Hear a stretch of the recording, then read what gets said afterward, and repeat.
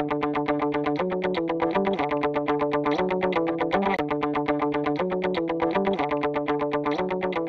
je travaille à ERDF, au même titre que François.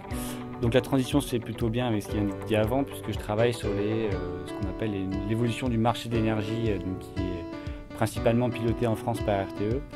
Donc ça englobe le marché de l'énergie au sens les nouveaux mécanismes qui permettent notamment, par exemple, à des opérateurs d'effacement de vendre de l'énergie sur les marchés de l'énergie.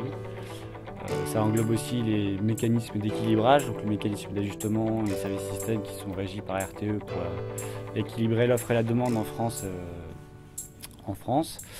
Et ça englobe aussi le mécanisme de capacité qui donc, a été mis en place par les pouvoirs publics il y a à peu près un an, et qui subit quelques soubresauts suite à la Commission européenne. Donc moi je travaille sur ces mécanismes-là, et donc du coup je participe notamment aux consultations et aux concertations qui sont menées par RTE et qui rassemblent les acteurs de marché, donc les gestionnaires de réseau de distribution, RTE bien sûr, et tous les acteurs d'ajustement, les nouveaux et les anciens, qui émergent dans le système. Donc moi je participe à ces concertations-là et je représente du coup ERDF et je porte la voix de ERDF dans ces mécanismes-là. Et ensuite, dans notre équipe, il y a aussi une partie qui s'occupe de mettre en œuvre ces mécanismes une fois qu'ils ont été approuvés. Et donc là, il y a aussi, on fait aussi l'interface avec les équipes opérationnelles chez nous à ERDF.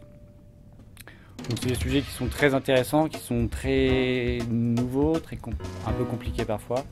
Ça mélange un peu de technique, un peu de juridique et un peu d'économique, donc c'est extrêmement intéressant.